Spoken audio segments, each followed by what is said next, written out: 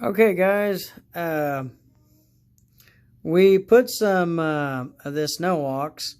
We're going to hit the dill, and I put a little bit right there. You can see some of it right there. It looks a little, I mean, you can see the stickiness of it right there.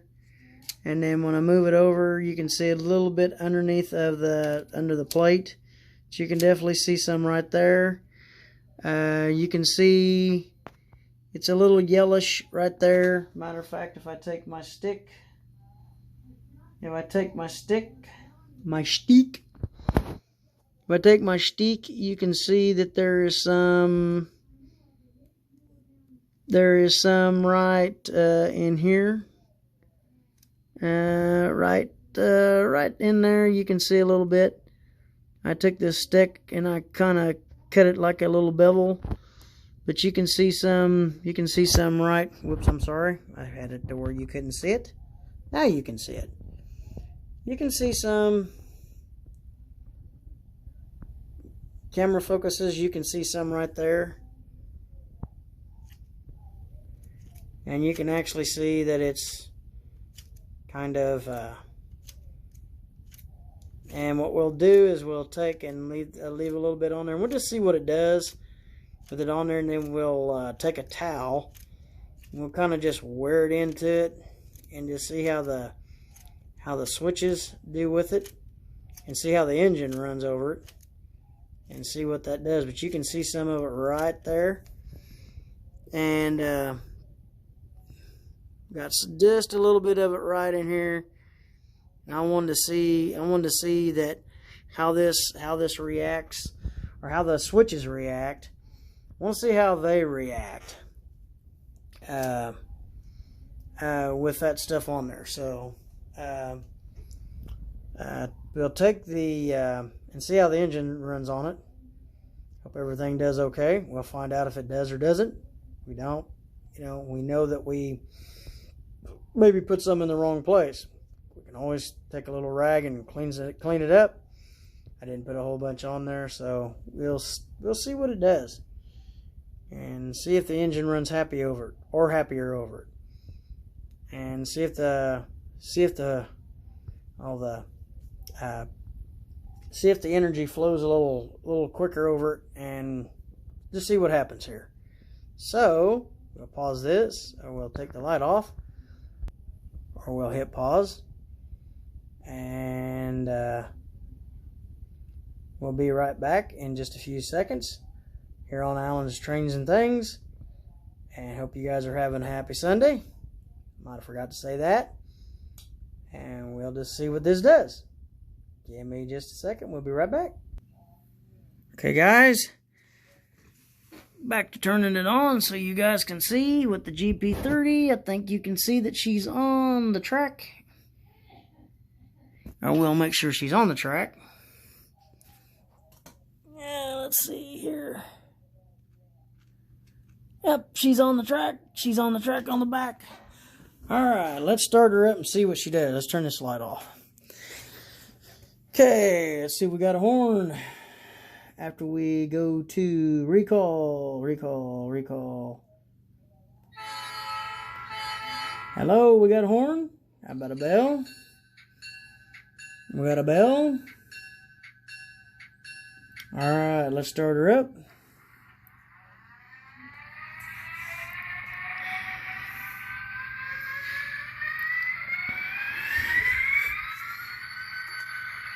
Like I say, this is I only put the no-ox. I only put the no-ox right there, right there, right there, and right there on the main where the bar goes across, down there along the tracks. It's the only place I put the no-ox. That's the only place that I put the no-ox. And it is kind of a thick, kind of like it feels like it's a little thick or whatever, and that type of gooey kind of stuff to me. It does feel like it's got the oil in it. So you would want to, if you're applying this, you would want to apply it very, very thinly on your track. I would probably prefer to put the NO-OX in some ways. I mean the NO-OX, I'm sorry, the NO-OX. I would probably prefer to put the NO-OX on my turnout switches, or where the points move, and maybe put the NO-OX, you know, the NO-OX MX3, maybe directly on the rail. I mean, because Greg at Fishplate Films, and Greg, I hope you're watching this, please. I hope you're watching this, and matter of fact, I'll send maybe something to you or something so you can watch this, because I'm paying homage to you, Greg. He said you could clean the track with one rag and apply just a little bit, and that's all you really would have to do. You would not have to put any IPA or anything like that on the track. You could clean the track off, you know, take a rag, clean it off, make sure you get all the gunk off of it, and then instead of using IPA, just go ahead and put a little bit more of that on there. So, with further ado, and a pause here for a second for this station identification here. Whoops, I guess I had this on pause. Okay. I got the engine backed in. We're going to back her up here onto this, and then we'll go to the other one because I had it on pause. I'm sorry. In the deal of making sure that everything was set correctly, you kind of forget to do stuff. Okay, let's make sure, and I think you guys are seeing this too.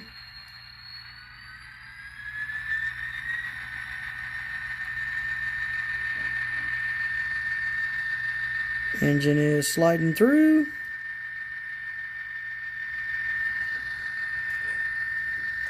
And she doesn't seem to be having any problems.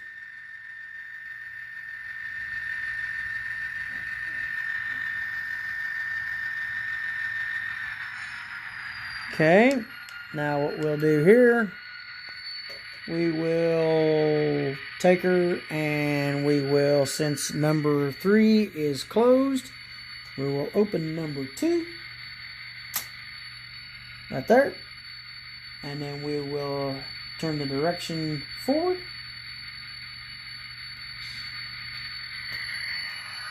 and we'll roll 735 forward.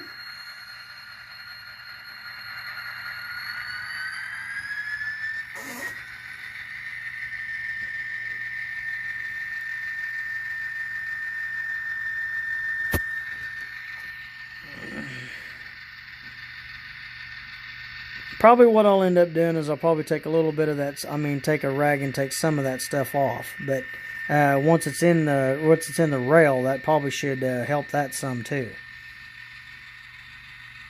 And that's running on the parking track number 3. Okay. Okay, now we'll flip number 1.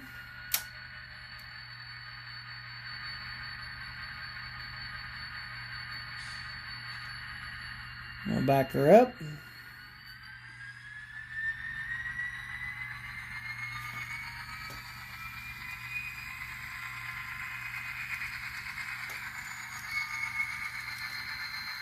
And we kind of rolled her up a little faster, so we could do that. To roll her off the parking track number 3.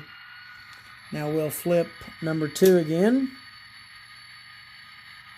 And we'll probably go into one more video.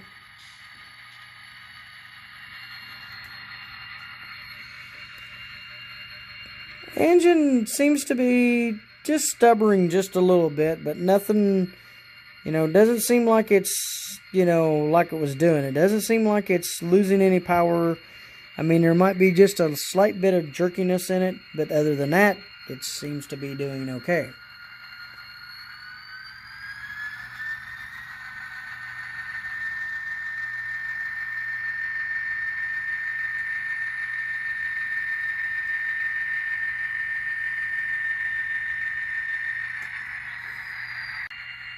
Okay, now we're on video number 2, and she is to where she would go out to the main, but we don't want her to go out to the main.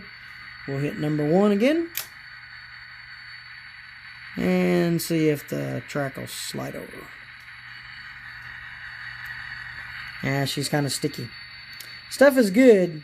It is a little sticky, so that is one thing that you got to that when you're putting, if you put some on here, you put it on as light as you can, because if you watch right there, when I go to flip over, it either takes a little bit to flip, or you kind of got to give it a little help. And we might just have to take that and take a rag and wipe some of that down. So it does kind of stick a little bit, which, may be a good thing. Okay, now we'll put her in reverse, and we'll make sure the track is, and you guys can see the engine.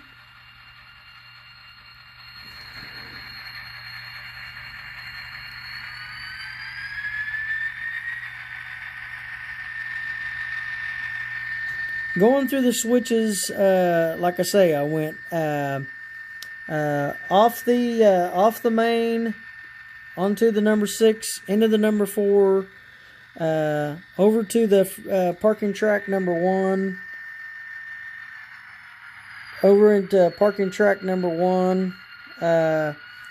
This is parking track number 1. That's number 2, and then that's number 3. But going into each one of those. And we will switch number 2, and now you can see her. We'll roll on to number 3 off of number 1.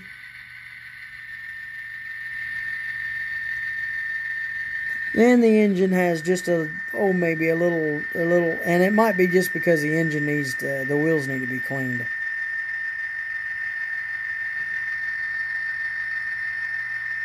But seems to be going through the turnouts okay.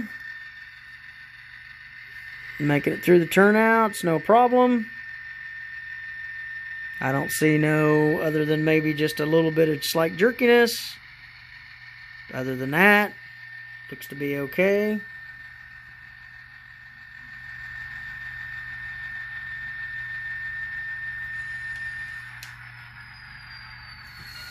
Let's see if we're hooked up to those cars down there. I don't believe we are. We'll go ahead and hook up to these cars here.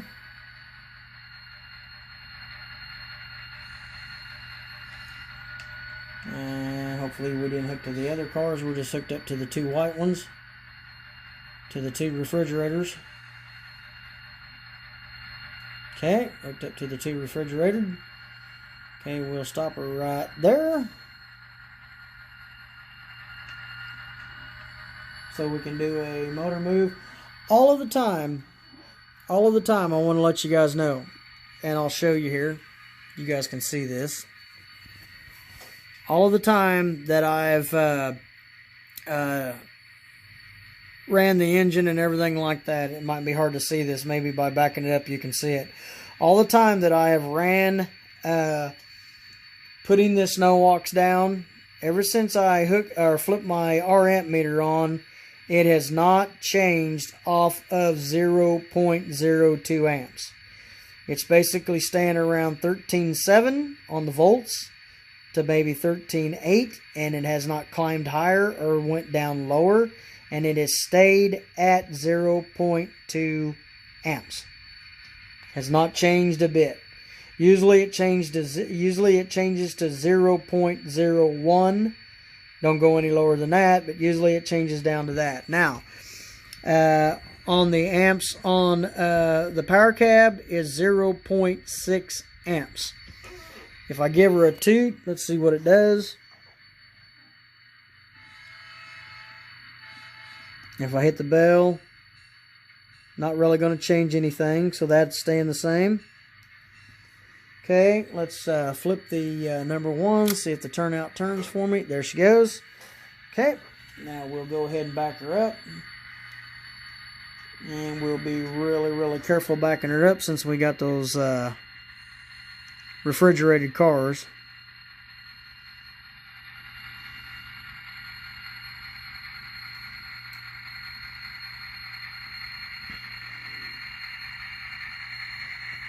Sorry, I didn't have her. And hopefully the switches to where refrigerators will roll through there too.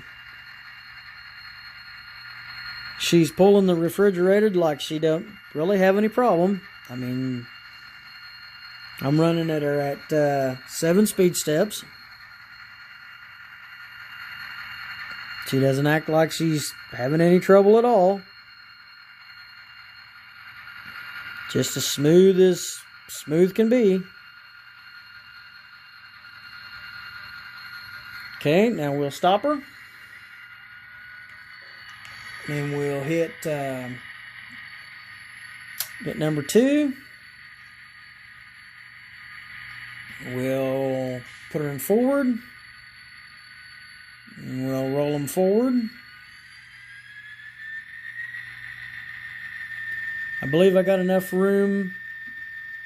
Well, if I don't, I can open the main.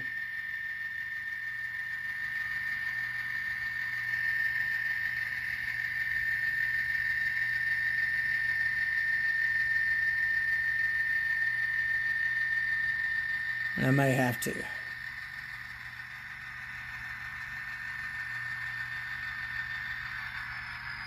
Yep, I have to open the main. That's no problem. Go ahead and open the main.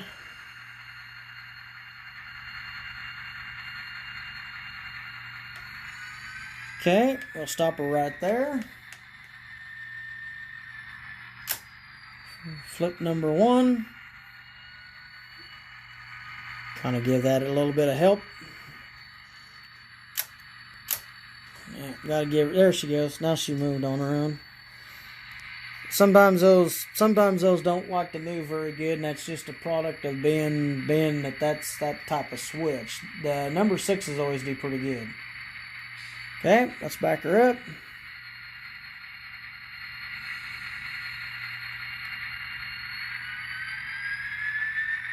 And that's the engine setting on the number 4.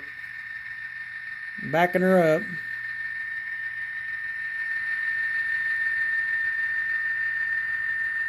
Okay. Now, before I switch number 2, which I'm going to do to run these box cars or put these refrigerated cars back, I have not yet separated the main. I have not separated the main from the parking tracks, and I need to put a couple isolated rail joiners right here to separate these off. Otherwise, if I open this up here while that's still open, we'll have a little bit of a short. But if I do that, then I do this, we okay. No problem. Of course, we won't be okay if we don't adjust and go forward. Okay, now we're going to go forward.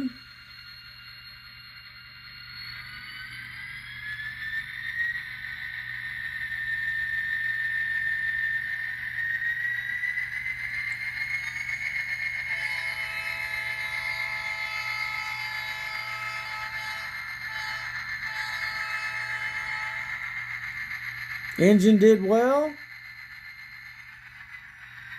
Engine did very, very well.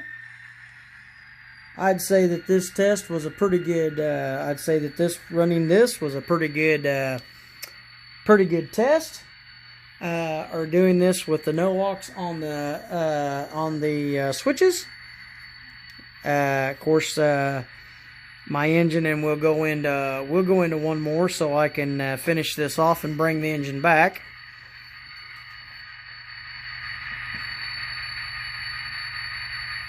And we're going to unhook right here. See if you can see my unhooking skills. May not be the best, but they're not bad. And those switches, I mean those couplers that are on those cars are pretty good. Those cars are pretty good cars. Them are BMLA cars, so they're pretty good cars.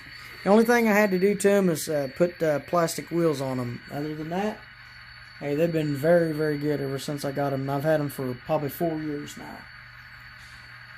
Okay, let's give her a tip. Take the bell, let's roll her back. Let's roll her back.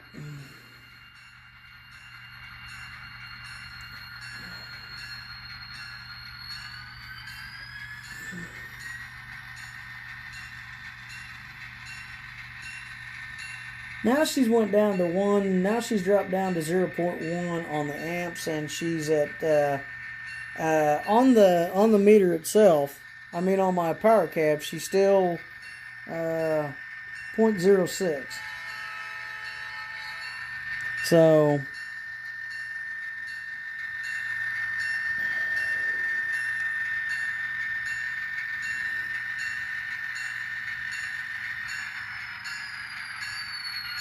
and this engine here was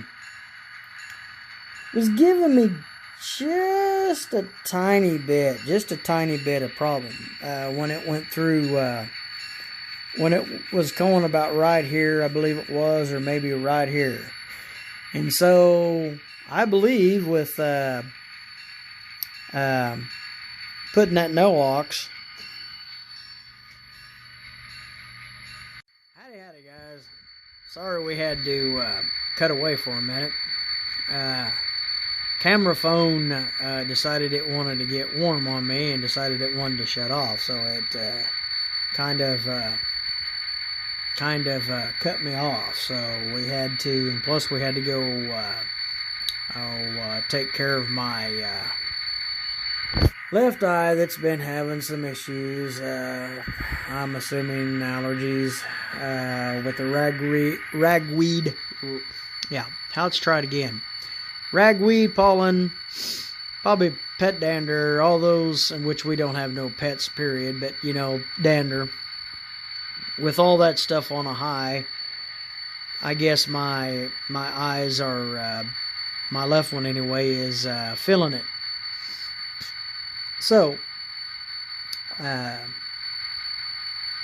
we did get the no-OX-ID. Say we got the tube open, and it is definitely greasy. I mean, definitely tell it's a grease, and you definitely want to put it on thin. So I guess if you was going to put some on your track, and you had one of these tubes like this, you would probably want to, you know, put you some out on a little like a pill cap or something like that, you know, and take, just as Ron Marsh indicated, just a very little deal of it. And so it's nice coming in those tubes like that, but I think in the can, like Ron was showing, you can just take your finger, because it's down inside there, you just open your can. Of course, I would want to do it when there's absolutely, you know, very light, you know, non-dirty conditions. You know, try to do it when, you know, so no dirt gets in there, or just put a little bit on your finger, then recap it real quick.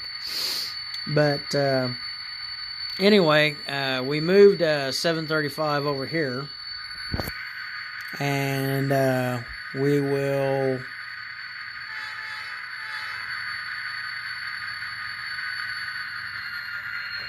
and just listening to that engine, I mean, like I say, it sounds like she just you know, it's a GP. I think this is my little GP. I think it's a GP30. Kind of forgot which one, which this is. I think it's my little GP30, not a GP20. So I think it's GP30. But great sounding little engine. Great sounding little engine. I've seen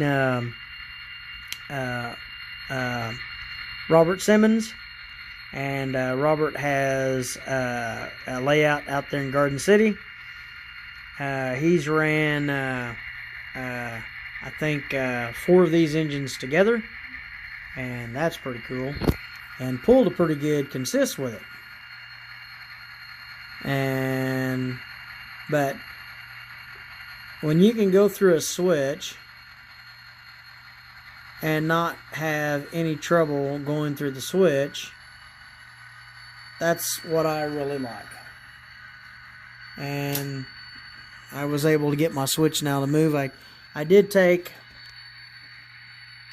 my rag here, and you can see a little bit of it right there. I took and wiped a little bit of it off, but I kind of wiped it into the, I'd say it's into the metal now, so that, you know, it shouldn't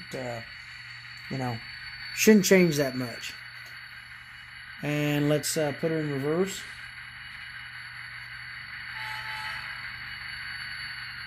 And we're going to back her up at speed step 4.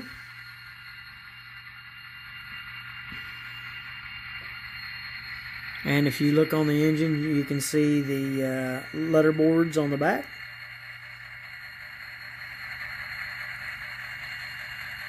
I just got my finger along here on the edge of my on my layout here, and then I can just kind of take my hold the rest of the phone and let her slide back with the engine.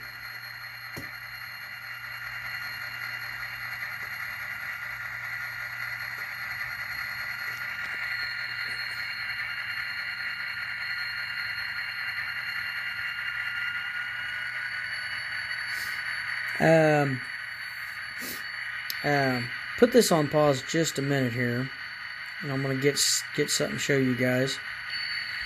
Here's what I was trying to get and grab a hold of. I was trying to find one by itself, but I